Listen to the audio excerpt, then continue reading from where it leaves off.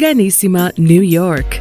Your exotic skin, hair, and beauty source, and your one-stop shop for all your natural and organic skin and hair care, featuring authentic organic Moroccan oil and prickly pear seed oil and much more. Bringing you only the best, straight from the source and proudly produced in the USA. So what are you waiting for? Shop today. Organissima, New York. Your beauty is our duty.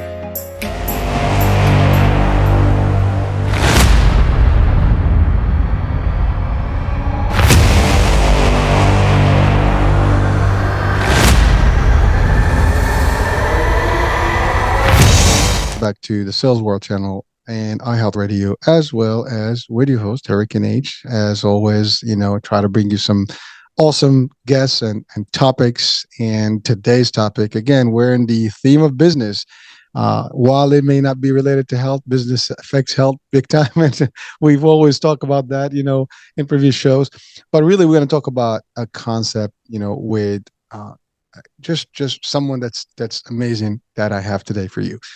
It's someone that worked, and just like most of us, in the government and so on and so forth, but took a journey to success, created a company that made it to the 500, in the nation, top 500 companies, a Fortune 500. That's pretty loud. I mean, it's amazing.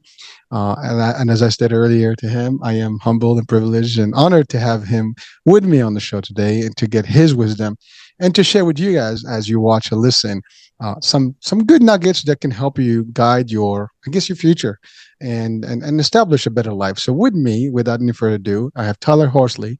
He's a CEO, he's an investor, he's a private equity, business growth advisor, board member, speaker. He's as I said, 500 company, Fortune company, made that.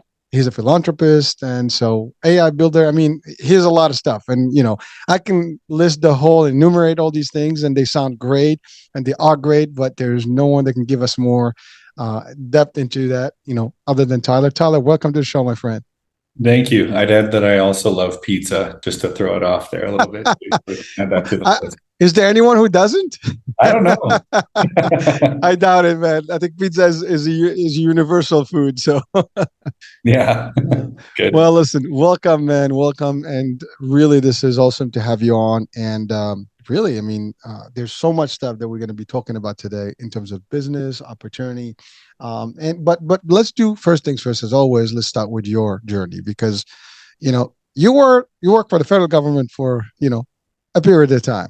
So let's start with your journey from, the beginning, how you got into the federal government, how you got out of the federal government, why, and then what took you into the business world and how you thrived in and how you did and what you do today to help people do the same and grow their business. Sure. Yeah, you got it. My journey is a random one. So I feel, and this isn't a good thing, back to health, I feel as if I've lived 3 lives already. And so maybe in my mind, or at least my body, sometimes I feel like I'm at least in my late 50s or early 60s. I'm only 36, so I don't think that's a good thing. But yeah, I know. Dude, you look young and healthy and everything. So I hope that everything else is functioning well. But oh yeah, so that's all that matters, dude. You're just being humble. I mean, you look the age and you're there. So don't worry about it. Yeah, let the age be our problem. All right. Yeah. So I guess, and just related to health stuff too, I'll kind of integrate this as well. Just to your point, and I say just even before I dive in, there's a lot of qualifiers that people have when they come on shows. I've listened to episodes of yours and more, and to your point, happy we're finally able to schedule. But outside of qualifiers, there is, a lot of experience and pain.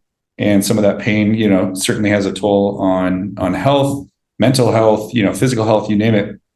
And so just kind of walking you through my story, I'll include all of those, not just the shiny objects, but I started out in federal law enforcement, followed my dad's footsteps. So he worked for Department of Homeland Security. I ended up becoming a federal officer with DHS as well. Worked for the IRS, which was not fun at all in any way. I don't imagine a lot of people out there think highly of those folks either. It's even worse working there. So love my coworkers and some of my managers, but anyway, I'll move on. And then I finished that segment of my first career in life in a military contracting group. And so we did contracting for the United States government, and I just worked in logistics. I was not jumping out of helicopters or doing anything crazy like that. And basically had a health, nuclear bomb hit my life, and I had almost complete adrenal failure.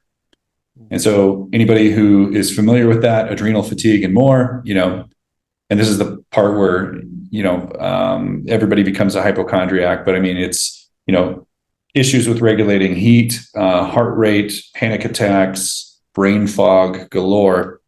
And I didn't really know what was going on. And what I found out later, I was burning the candle at both ends, working, genuinely, working my full-time job. And then I work at a restaurant at night and more. And that's kind of how I've been since I was a kid.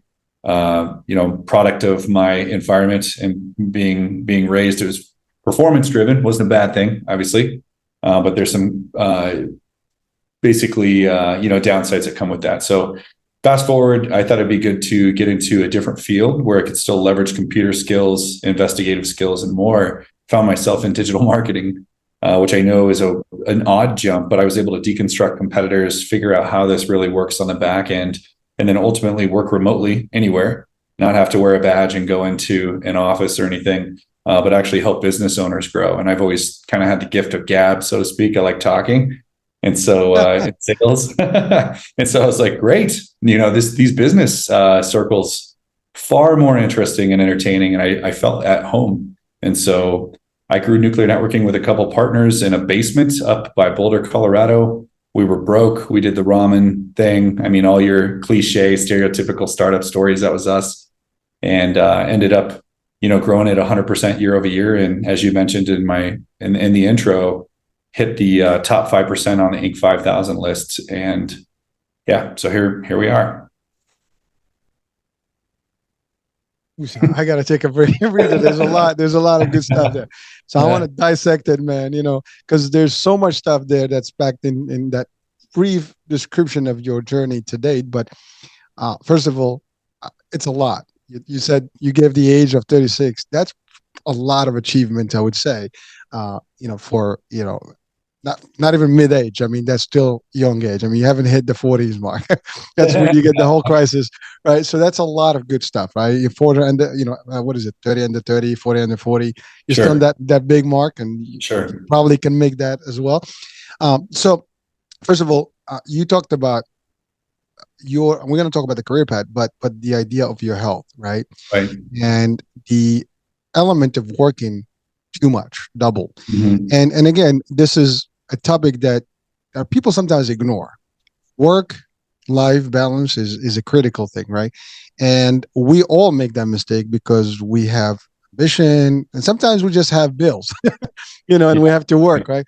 And what happens with that thing is that we do a lot of work and we put in a lot of hours, and sometimes we don't eat well, we don't rest well, we do everything wrong to our bodies, and sometimes you do the business of eating junk and all the bad stuff. Bad decisions, right? And ultimately it impacts your health. And so for our audiences, this is something that we all have to be aware of. Doesn't matter what you do, doesn't matter what path you want to choose, you got to take care of this, right? Mind, body. I mean, these things have to happen together, otherwise you're going to have an issue. Now, when you talk about adrenaline failure, I mean, that's like, it's bad. I mean, it could be really, did I say adrenaline? I forgot the term you used. Oh yeah. Adrenal failure. Yeah. Adrenal. There you go. I don't know why adrenaline, but I guess the excitement, right? Adrenal. Yeah. So basically your glands and all the stuff is controlling things are just off whack, and that's a problem, right? And so we don't want that, folks. Right? You want to work, you want to succeed, but you do not want it to have an impact on your health. And you obviously made a decent choice to take care of yourself and transit to something that's going to take you to the next level. You did. But now I want to go back to your federal, journey, and you work for the federal government. I mean, that's great, and thank you for the service there, because that's Homeland Security is big. We want that to happen, right? Now you mentioned the IRS. I'm pretty sure you learned some few tricks. So there's always a learning experience. So we're gonna take the positive of it. You know, We do not thank you for that service. No, I'm just kidding. nah, listen. I mean, somebody's got to pay the bills, right? You know, somebody's Uh, got to watch the funding, right? But you know, I know they're brutal and they take care of business, and that's part of it, right? You got to pay your dues, your taxes, right? But you know, and without going on a negative path, but the idea is, I'm sure that it's as an experience, you picked up a lot of things there that does help, because IRS is taxes, is how, you know, all the loopholes and the good things and the bad things. You will know the tricks better than most of us. Therefore, you can apply some of those things, and that's important, right? That's intelligence. So I'll take all that, you know, any given day as an experience and expertise. So that's that. And I love the idea you said that your family, you know, your dad is in law enforcement, and therefore you actually joined, and there's nothing wrong with that. Actually, again, that's admirable, and you did it. But again, you did it. Normally, people don't leave the federal government that, right. because it's like, you know, it's 25 years. I forget. I think that's what it Yeah. is. Right? You have to work here. So you did an early cutoff, and you just you know, walked out of it, which is fine. I mean, it's not for everyone. It can be painful. Now you mentioned government contracting, or, Mhm. you know, and and logistics. Most people will think, you know, we have, you know, some wars, and we have government contractors and things like that, Right. and defense contracts, and so that could be also an interesting, you know, job in its own. And I love what you said. We're not jumping off helicopters and planes and stuff. You're doing your thing, you know, and doing the logistics, which logistics stuff can be a painful thing. But again, Mhm. these are all things that you've gained expertise with, Mhm. that you were able to apply in the next phase of your life, which got you to where you are today. I love what you said about you started with a bunch of friends, and I love the work. I mean, you throw that first. You said I had a nuclear bomb that hit my health, Yeah. but then because the word nuclear remains with you live, Right. and you created network nuclear networking, and so we're gonna talk about what that does, and you know, we talked about digital marketing. But that's an important piece. Like, you figured out there is a need out there, and we can help people, and you were able to break that down with a bunch of Right. friends and create an opportunity. This Right. opportunity is helping opportunities create themselves now and grow bigger and better, right? So let's talk about that. Well, why the idea? I mean, digital marketing. You did say that you transited, you know, and it was a leap of an idea. I mean, but that's like completely odd. What Mhm. gives? I know. Yeah, it is an odd jump. I think that it kind of catered to. I have maybe more of like a mischievous profile, but I was raised with good values, so I use that for good. But I like to find out why things work and kind of push buttons a little bit, and that's what sparked interest around investigations. It's like trying to solve problems, and not just puzzles, but like people. And so that's why I got into profiling and worked in the government and did those things. But I could actually, this was far more fun, right? It's like I can use a lot of the profiling metrics and just some of those skill sets that I learned and or polished, and leverage those to help people win and grow their business, and positively impact other people's lives. Nonprofits as well, right? Because they have a big heart to give, but there's not a lot of seasoned business people in the nonprofit world, and so we're kind of able to add value there.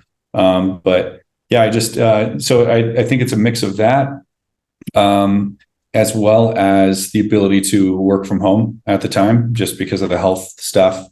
And that was definitely a blessing in disguise. I know it doesn't feel like that at the time when you get smacked in the head, you know, and life comes to a screeching halt, because everything I had worked for prior stopped. Like I had to quit because I couldn't actually cognitively, you know, do the job that was required at the time, because I was in the bottom of the health curve there until I recovered. But by the time I had recovered, I didn't have the interest and the business appetite and the ability to kind of grow, and the affirmation that I received, not from other people, but just the successes that I had seen in business. I'm like, wow, I am like built for this. This is strange, because I didn't go to school for this at all. And so, yeah, related to the word nuclear networking, I actually worked with a futurist, Tom Fry. He's a kind of a family friend. He's out of Colorado here. And we were just going through, and this was like years before I actually created the company. And I was just kind of visioning, like, I want to I feel like I need to start a company at some point, and it needs to be powerful, but it needs to be, network defines net worth. And in a transactional society, I want to speak to relationships. And so we came up with the name and bought the domain, and who knew, 10 plus years later, I would be, building an organization and actually selling it to private equity. So pretty cool. Well, listen, I mean, it's definitely a success story. And I love what you said about you hit a certain bottom level in terms of your health. You had to stop. For a lot of people, that could be the point of no return. Sometimes, and again, for our audiences, we want to give them the feel that no matter what happens, no matter how bad things can get, just know that there is, again, light at the end of the tunnel. You can, if you look at it right away, and you don't just, give up, you should be able to, just come right up, and the other side with a victory moment, right? And you just did that, right? And it helped you, served you well at the end of the day. I mean, your health is better. You're able to rejuvenate everything and reset, and you did well. The concept, I love it. I mean, the word nuclear is just I mean, it gives you that amplitude, right? It's big, but smart idea, and and you're right. Networking is big. You talked about profiling. Now, anybody that, from a movie perspective, we've seen profilers, FBI profilers and things, and how they try to figure out, a person's character and things like that. That's just the big lines. There's more to that work, obviously, but that's a big work. But you're right. You're right. I mean, it does link to marketing, to consumers, and trends and stuff.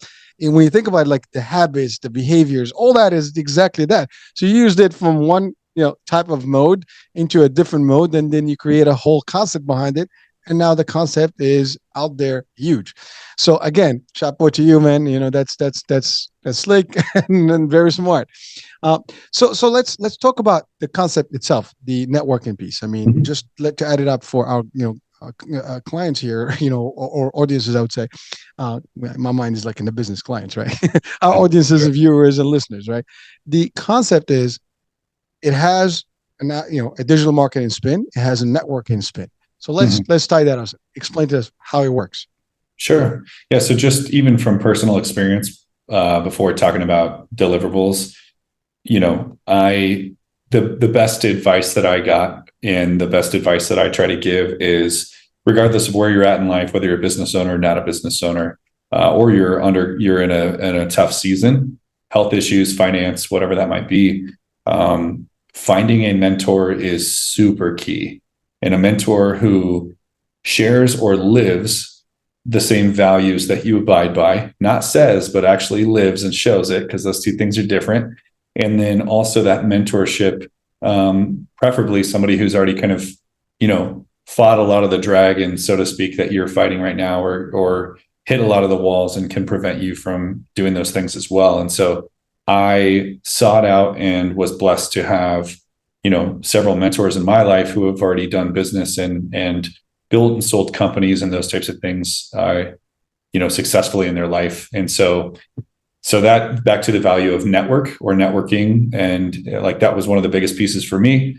You've also heard, shamelessly ripping it off, but network defines net worth, or there's proximity and power. One of the things that I learned really well, because I lived in the Midwest initially, and the population of my state was like 1 million people. It's not a lot. Like, there's more people in Denver than in, the entire state that I grew up in. So I was like, maybe I should move and kind of surround myself with more like-minded individuals who are chasing business. They're performers or achievers or whatever you want to call them. They're just, functioning humans that really want to make an impact or build something. And so I was able to join a group out here called EO, and basically meet other business owners and more. And then you can kind of mentor each other, or at least at minimum, you have community to kind of walk through these things with. So at a high level, I carry those methodologies through our business deliverables as well. And so every business owner, many have heard of marketing. They've probably heard of acronyms: SEO, SEM, PPC, CRO. There's tons of them. But ultimately, business owners in general are looking to marketers to grow their revenue. That's usually the reason. And so what we try to do is educate preliminarily before we even put money behind traffic, paying for traffic and advertising. Let's hurry up and just get out there. We try to think through the lens of relationships again. So if you're going on a date, the first time you meet a person, you're not going to say, "Hey, would you like to get married?"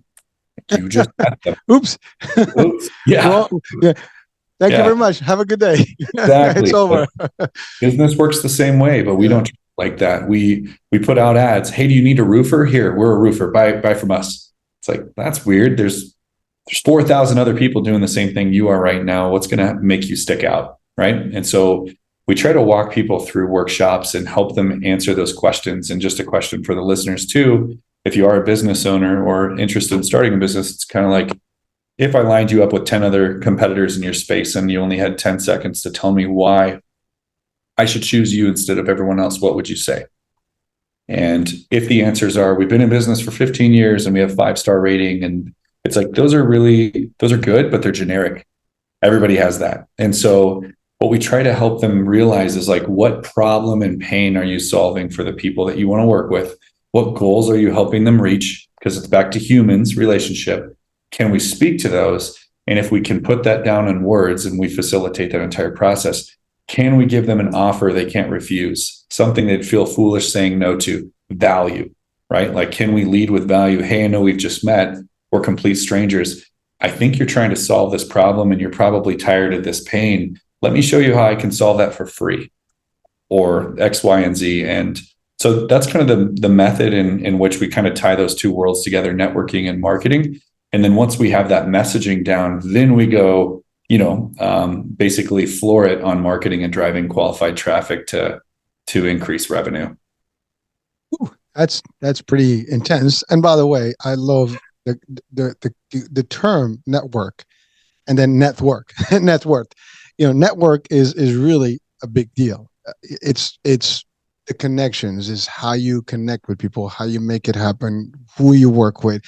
A lot of people sometimes don't leverage that, right? They don't leverage that opportunity, and there's plenty of that, or they use it the wrong way. I mean, there's that. The concept that you talked about, value, and I love what you said about if you have 10 seconds or a minute to actually differentiate yourself from the rest, what would that be? And you're right. Most people will just highlight whatever they think is, appealing versus what makes them different and unique, and what that signature is for the customer and the consumers or the clients for that matter, right? So that angle is unique.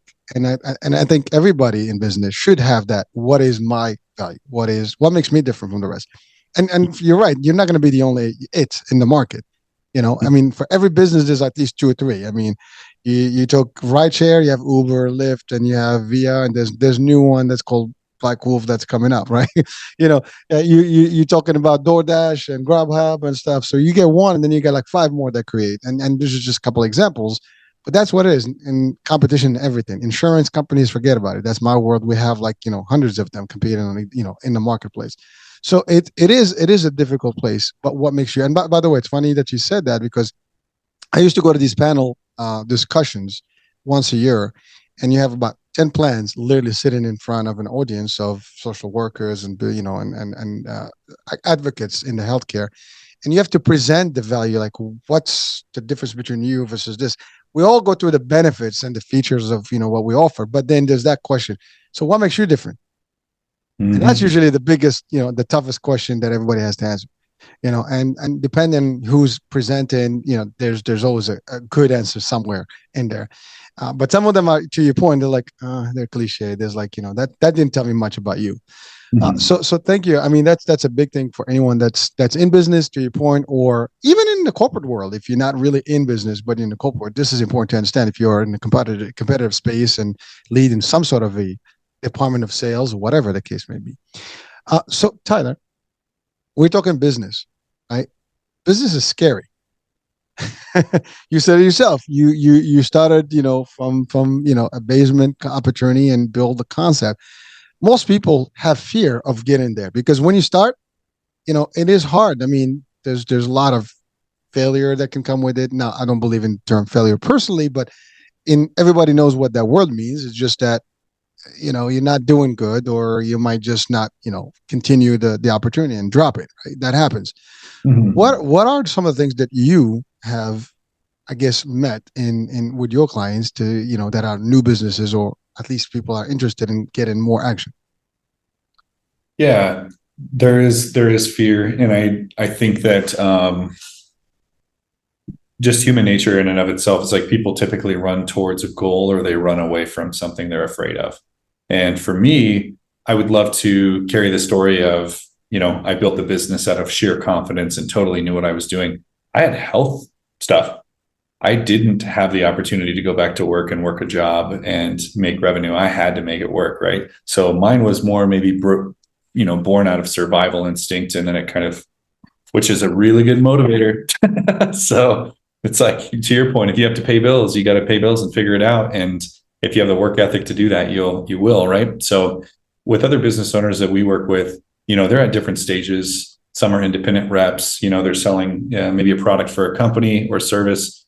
Others have started the organization themselves. Some of them have taken out loans. Like, as an example, I never didn't even think about that, didn't take out a loan or go into debt or anything like that. I just winged it. And if you're in service industry, you can do more of that because it's just your time. That's your investment. It's not hard money. But this is one of the biggest reasons we try to help business owners stop and think about that story first, because the alternative that I haven't shared on the podcast yet is, and I've seen this a lot, companies burn through marketing agencies like nobody's business. They're like on their seventh agency right now. And it's I'm going to use hyperbole and be sarcastic on purpose. So, but it's always the marketing agency's fault. It's they're just out to get you, et cetera, et cetera. Reality is their websites might not be great. People might not trust them. And one of the interesting things about billboards, radio, digital marketing, anything that you buy online, even standing up in front of a crowd and talking about what services you sell, you can't force humans to buy. And I can bring them into that crowd. And if they're interested in what you're selling, I can put them in front of you. I cannot force them to buy.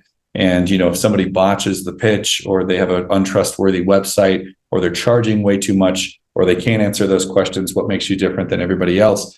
That might not be a market or a traffic issue, right? That's more of a positioning and branding issue. And so by leading with that and helping people understand that the moment we meet them, it saves them a lot of money and a lot of heartache, because they've been told at conferences and more, I just need traffic.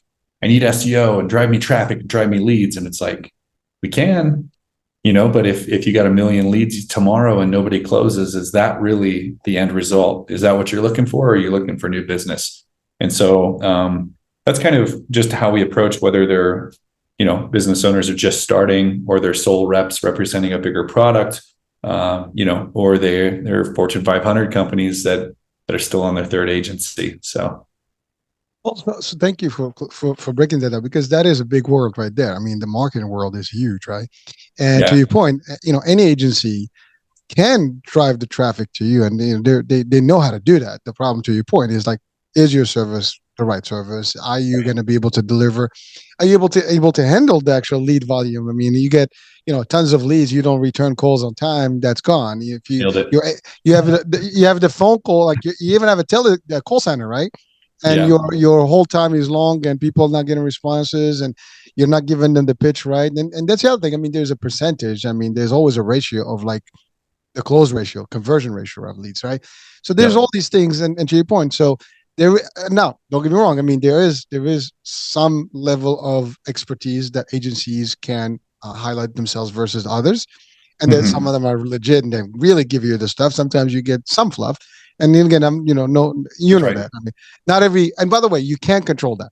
I mean, you put, a call to action, people do interact, like sometimes like, let me just see what this is. I might not be interested. And so that's the fluff, and it comes from an ad, it doesn't matter. There's nothing you can do. That comes with the package. Right. Yeah. But I love what you said, is like how you narrow things by doing that initial, assessment of like really what makes you different. So when you design stuff, it's designable in a way that is really attractive and it makes sense, right? It does work. So again, I love what you said, because for people that are starting off, any business, money can be a problem. And you said it. I mean, you can burn through different agencies and it costs money. Right. how many agents you're going to go through, right? How much Right. money is going to cost you before you actually realize this is not working, or is it working, right? Those are all important things for business owners to actually, highlight. Now, you've created your company. I think you mentioned that you work also with the not-for-profits or nonprofits. Mm-hmm. Yeah, that's correct. Yep. What is, ultimately, they're two different worlds. How does that work for you? Yeah. So where that comes from is essentially initially the way I was raised, and then secondly what I believe on my own. Right. So it's like everybody listening was probably raised a certain way. Maybe you've deviated, maybe you've stayed, maybe you've developed your own ideas. But one of the biggest ideas that I could kind of translate. So I talked about like the mischievous nature and the investigative nature, and how I moved from, federal, law enforcement or profiling over to marketing. Well, the same was true. The entire reason I got into federal law enforcement to begin with was to help people. I didn't become a cop. I became a Fed. And so that was shortly, not shortly, but I guess, I went directly into the organization that was built, as a result of terrorism. And so it's like, well, maybe I can help keep people safe, or, that was the initial thought process. And so that's kind of always been a part of who I am. And again, just thank my parents for that, because some people prioritize loving others, when you're raised, which I think is a good value to instill. And so what I very quickly realized, it's like, I've gone through the ringer, literally hellfire, right? Like building companies and then having health failure. By the way, even nuclear networking, there were probably maybe like 3 times I was like, hey, should I even do this anymore? You know what I mean? Or are we going to run out of money? Or like, it's not all great. There is no straight line up. It's up, slammed all the way, worse than you were before, get a lucky break, et cetera, et cetera. And then you learn as you go. And I think the key to success is adaptation. It's not even like who's the richest or biggest person in the room. It's like, how quick can you evolve with change? And if you can do that well, and you're persistent, you just don't stop, that's going to be the key to success. Right. So, those are things that kind of stick out to me, just in terms of, I guess, success markers for others listening as well. So be persistent, don't give up. Yeah, there is a light at the end of the tunnel. You may not see it. Mine took 2 years. Well, Tyler, thank you for breaking that down, because anyone, again, it's a big leap, right? To your point, you said it, you did it because you had no choice. You had Right. to figure out. And typically that's how most successful stories have happened. There's some event, tragic or otherwise, that made, that leap for someone. This is it. I'm going to make this happen. And you just duke it out until it happens, right? You make it happen, no matter what. But you have to be persistent, resilient, and patient, because to your point, it's a lot of ups and downs. And, until you get that rhythm and you get to the nice little pace, you got to get there first, right? Yeah. And you have to be prepared for that. Are people Yeah. really prepared for that? That's usually the question. And sometimes they're not ready for the long journey. It's not a sprint, it's a marathon, as they say. You want to keep at it, and you got to keep seeing the little signs, like it's happening. There's always that, like, it's happening. I can do this. I can multiply this. And I love what you said about adaptability. If you don't adapt, technology, in your case, it's moving fast. You have AI, you have this, you have that. If you're behind you're still on paper, print, or whatever, you're not into the SEO world and whatever, those real tech stuff, like the acronyms that you mentioned, we got issues, right? And so, but there are people still behind in this world, and they're still using some traditional stuff, which is fine, but again, results may vary, as they say. But I love the idea that there is, an opportunity for everyone. You just have to be consistent and don't give up. So thank you for bringing that to our, folks, because people are probably like wondering, like, well, you succeeded. How long did it take you? Totally. When you say 10 years, it sounds great, but like, what was the first couple of years like, right? Oh yeah, not good. And one of the pieces, like, back to that, it's like some people, they're going to have different levels of persistence and more. And that, back to nonprofit, is what do, most nonprofits exist just to serve others. And they may not have, again, the business acumen, the marketing acumen. They may not know all of the new tech, this, that, and the other. They're relying with their hands out on people to write checks to help keep those missions going. And so that's kind of where that stuck to me. I'm like, geez, like, not only is being a business owner hard, running a nonprofit can be even more difficult because you don't even have a product that guarantees revenue. Like you're literally panhandling, hoping that people care about your mission as much as you do. And so, in or outside of nuclear, more on an advisory role, I'll sit on boards and help them kind of comb through finance, new marketing and positioning, and ways to start self-generating revenue versus just, operating with their hands out and helping the visionaries who founded those companies who are stuck wearing like 38 other hats and they're really stressed, but they can't give up. Like sometimes business owners out there, independent contractors will get this, but sometimes when you build a business, it feels like you build a prison because you're like, oh, I can't quit. Like this is really my only source of income, but I can't get out. I can't train anybody. And if you're a nonprofit owner, it's even worse because not only do you feel those things, like now you have this sense of guilt that you're letting everyone else down that your nonprofit serves. And so this is kind of this is more of, again, philanthropic, not related to nuclear. I use nuclear networking as a vehicle to help them market and do these things, but that's just more of a personal passion as well. Well, that is powerful and really honorable. I love what you said. You got into the federal, program because you want to do the right thing and help people, right? And really help lives. And you're doing that now in a different aspect of it. And then, again, that's important. I mean, it is always important to have a good mission with your work, no matter what you do. Mm-hmm. And you have that's part of the value, right? And giving back is important. I mean, yes, you have your own success, but you're also taking some of that expertise and helping others kind of, get through the motions. Because to your point, I mean, not for profit is really difficult.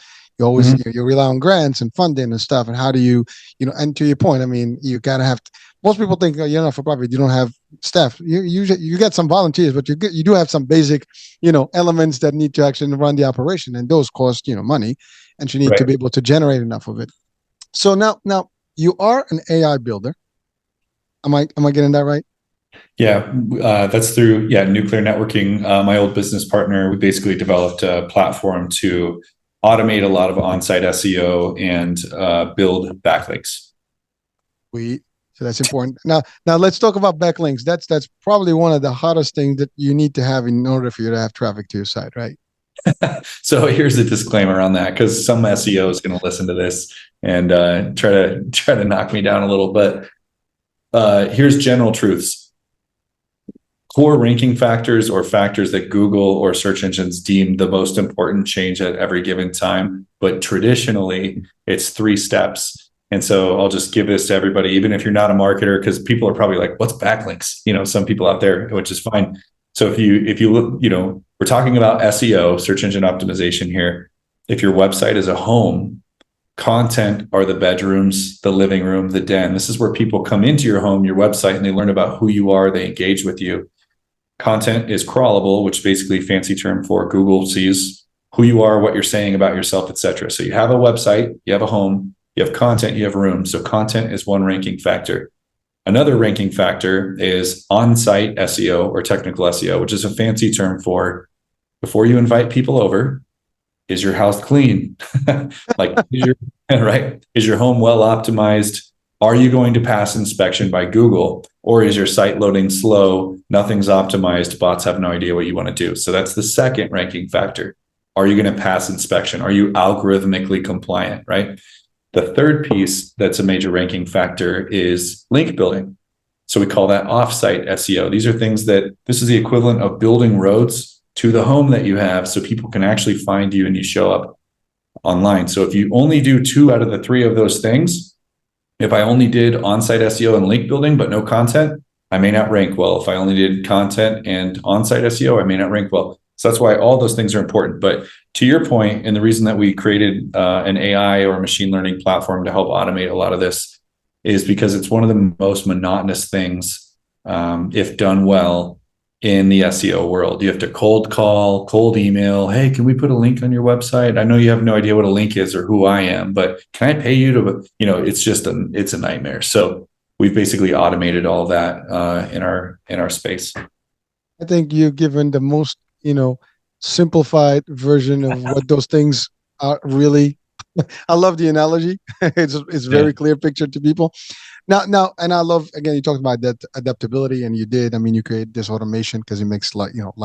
Now, you talked about all these things. If you don't rank well because you're missing one or the other of those three components, do you assist companies also in potentially getting their house cleaned and structured properly?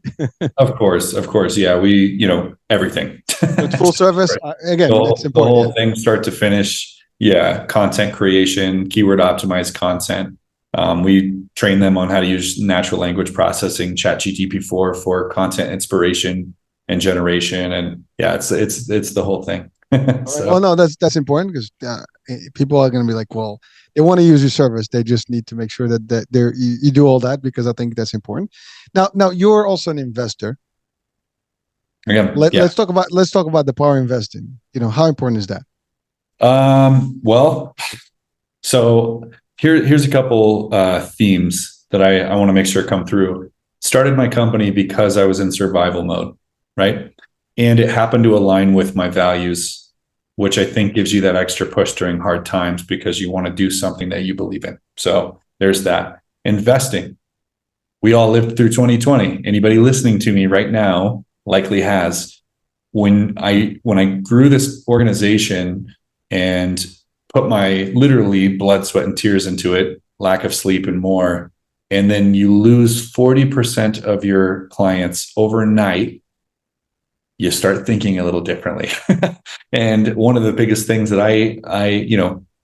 what I want to take away from what I want listeners to take away is you don't just invest because generally you're supposed to be a successful person and invest. For me, sometimes, like in law enforcement, you ask someone to do something, then you tell them, and then you make them. I have to be made. I like that. That's a good one. Yeah. It's not a fun way to learn. Maybe somebody else out there can give me a shout out. Maybe you're the same, but for some reason, sometimes in life, I don't get things right away, and I got to be smacked across the head before I'm like, whoa, what's going on?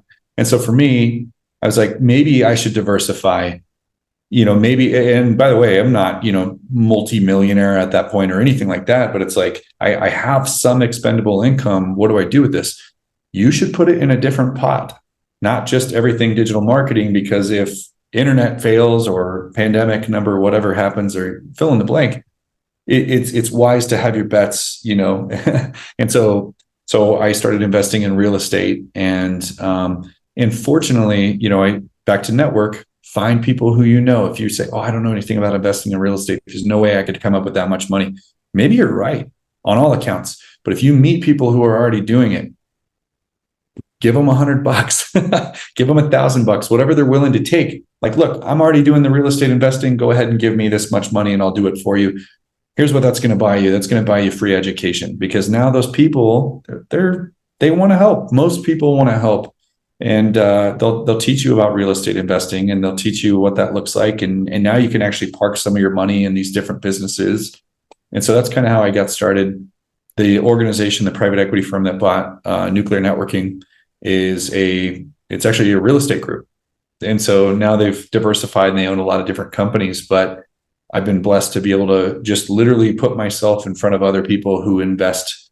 And that's probably the quickest way to learn, because your other alternatives are watch YouTube or wing it in the stock market. Right. So it's, that was my experience, and that's kind of, it's just been growing since, I invest in companies, real estate, and now I invest in things that I like as well, that I know, because I have SEO tools, I have marketing tools. I could tell you right now how many people are looking for what you sell for free. I'm like, here's how many people in your area, 14,000 people a month. In these areas, there's no competitors. If we grew this in this area, you could win and get all the business. And so if those companies meet that criteria, I will invest in those as well, and sometimes do the marketing for them. Wow. Well, that's awesome, man. But again, I love what you said about the concept of diversifying your portfolio, right? Because you're right. Don't put all your eggs in one basket. That's an old saying, and it makes sense to actually do that. The more, because one fails, you got a few other backup plans, right? Contingencies, right. As opposed to just plan A is the only thing you have, and then it's gone, it's done, and it's over with you. So that's not important. That's not a very cool way to do things. So again, important piece for our audiences. Now, the Inc. 500 company, right? Program. How was that ranking for you? How did that work? Yeah, so Inc. Yeah, so just for the listeners too. So there's Inc. 5000, right, which is about American entrepreneurs. You can basically apply, and what the Inc. 500 is if you rank. So there's 5,000. If you rank in the top 5% in the nation on that list, you're now in the Inc. 500. And so after growing this organization for 3+ years, losing track of time. Essentially, I was told, like, hey, have you ever thought, like, you guys have been growing rapidly, 3 to 5 years, have you ever thought about applying for the Inc. 5000 list? So anyone can apply. You do have to pay for it, and you're not guaranteed to win at all because you're going against other businesses.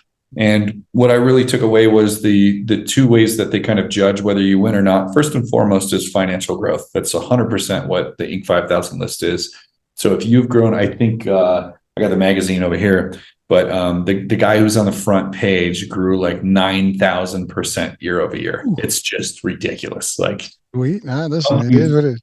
yeah, healthy companies grow 20%, to put that in perspective. So it's like, that's pretty intense. So he was definitely number one. But yeah, we were ranked, number 448 or something like that. And we had grown somewhere in the 800 to 900% range year over year for a certain sprint.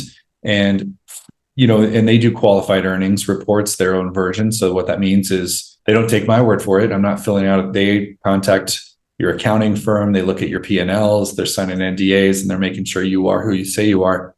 And second, is the story. Like, who are you? What's your story? What's your background? What have you done? And if you win, then you get published in that magazine, and you get to put the little badge on your signature everywhere you go from here on out and talk about it on podcasts. So, listen, that's an awesome, that's an achievement, man. That's big. Yeah, and something to be proud of. Like, many, right? I mean, listen, there's everything you have to be proud of. I mean, the whole story, the whole journey, it's all success. And hopefully we can inspire all our audiences today to do the same. One, and also for people that might need help, to reach out to you and get the help that they need to get them to the next stage. So hopefully they get their Inc. 500, as well. I mean, hey, that's what it is, right? We got to get there. Now, I think you mentioned something about selling the business. Mm-hmm. So let's talk about that, because some people, we hear this all the time. You get into a business, you grow it enough, and then you sell it. I mean, I think many of the big companies were sold over and over. And when they started small, they get sold to somebody that takes it to the next level. How does that work? Is that worth it? Is that important? It's very important. So I don't build or invest in any companies anymore unless I know what the exit plan is. And so to put this in perspective and to kind of hyper simplify this, because there's a lot of terminology for people who don't know the space. I didn't either. I had to go through it. I honestly, and what go through it looks like is I built a company and I'm like, I think I could sell this. And then I hired an M&A firm, which stands for mergers and acquisitions. They're basically professional, groups of investment bankers and PE and more, or they have a network of people who like to buy companies, right? And I had to pay them like 30 grand. And so you pay them $30,000 and they comb through your books and they make your business, sellable on a marketing packet. And so I'm learning all these things, and I'm learning, a lot of the language like EBITDA and, what multipliers. And so to put this in perspective, if you went to sell your home tomorrow, what they would do is they'd pull comps. They'd look at other homes in the area. How much are those worth? And so that's kind of what yours is worth. And then if you have, brand new kitchen and brand new bathrooms, maybe it's better. More. Yeah. So selling a business is similar. If you work in marketing or services, they'll essentially pull comps and say, well, what multiples are you trading at in your market? What are companies like yours selling at?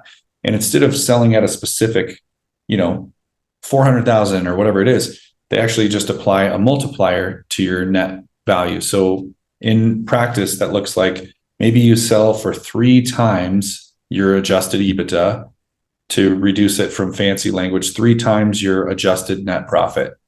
So if I'm making $100 a year, my company would be worth $300. So that's important, because unlike everything else in life, if you have a Sam's Club membership or Costco membership, You would think if you buy more of something in bulk, you would get a cheaper cost per unit. In business, it's almost the opposite. Not always, but more than not. So when they see a small business that screams high risk, right? Because if I lose 10 clients once I buy your company, that company could go out of business. And so what they're looking for is, what I learned very quickly is, if your company's small, you're going to get a small multiplier. If your company's over 10 million, you're going to get a way bigger multiplier because you're less risky to buy. So you learn all these. For one, you learn the lingo. And then two, you start kind of packaging these things together. And then what I really was told is like, wow, so I could sell my marketing company for 5 to 6x multiples on EBITDA, 5 to 6 times my adjusted net profit. So what I'm doing now, anytime that I start building a company, I'm like, how fast can I grow this thing?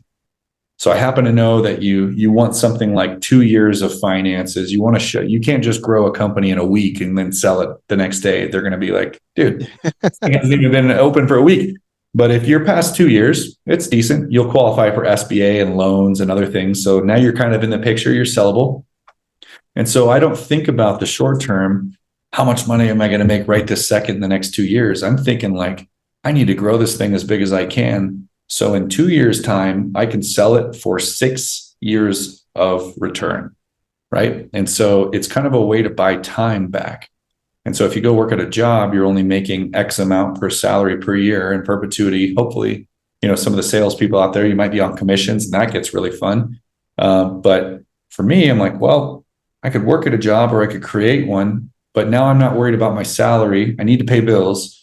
And maybe we make some profits each year. We'll take some of that, but really I'm sprinting towards that sale, because then I get 7 times what I make a year all at once.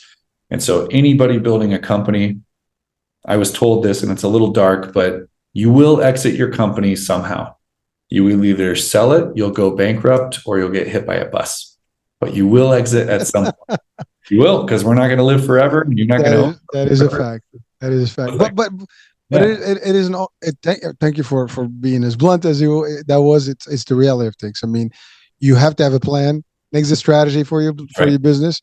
Whether it's going to be inherited by your next kid, whatever, that could be the case too. I mean, some people do, but it is typical now. A lot of people start the business, and I hear this more and more, that they do it, they mature it enough to a point where it's sellable, and then just cash it out, and then they do another one. They do multiples.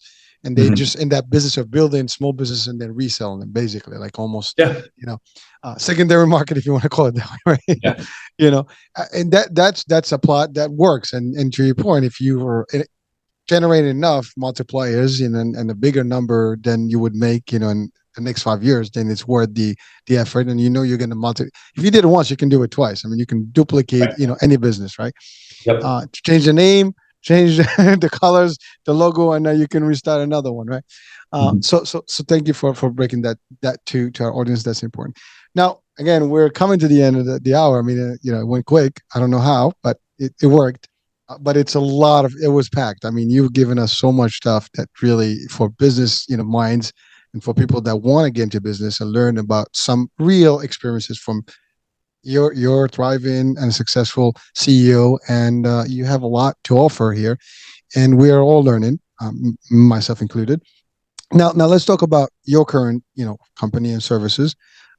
How can people reach out to you, and what's that look like if someone wants to reach out to you and work with you?